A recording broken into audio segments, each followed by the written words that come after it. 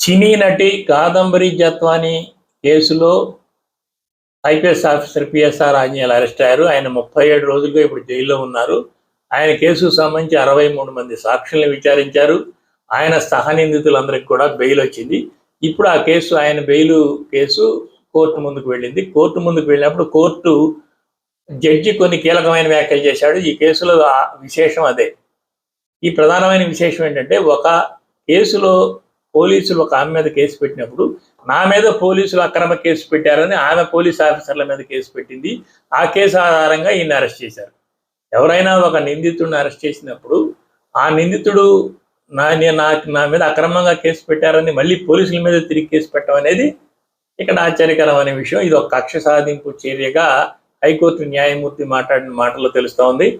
ఎవరైనా నిందితుడు తీసుకొచ్చినప్పుడు వాడి మీద దర్యాప్తు చేయడం, ఛార్జ్ షీట్ పెట్టడం పోలీసుల వంతు. అది సరైన కేసా అక్రమ కేసు అని తేల్చాల్సింది కోర్టు. పోలీసులే అది అక్రమ కేసు అని చెప్పి పోలీసుల మీద కేసు పెడితే పోలీసులను అరెస్ట్ చేయడం అనేది ఇది ఎంతవరకు కరెక్ట్ అని చెప్పేసి హైకోర్టు న్యాయమూర్తి వ్యాఖ్యానించడమే కాకుండా, దీని మీద ఈ పాటికే 37 రోజులు జైల్లో ఉన్న ఆయన సహనిందితులందరికీ కూడా బెయిల్ వచ్చింది.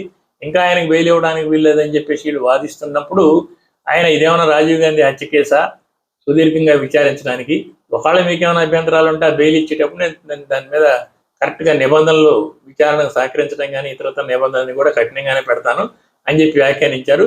ఓవరాల్గా హైకోర్టు న్యాయమూర్తి వ్యాఖ్యానాలని ఇది ఒక కక్ష సాధింపు చర్యగా అసంబద్ధమైన కేసు పెట్టినట్టు పోలీసులు తెలుస్తుంది. అంటే నిందితుడే తన మీద అక్రమ కేసు పెట్టారని పోలీసుల మీద రివర్స్ కేసు పెట్టినట్టు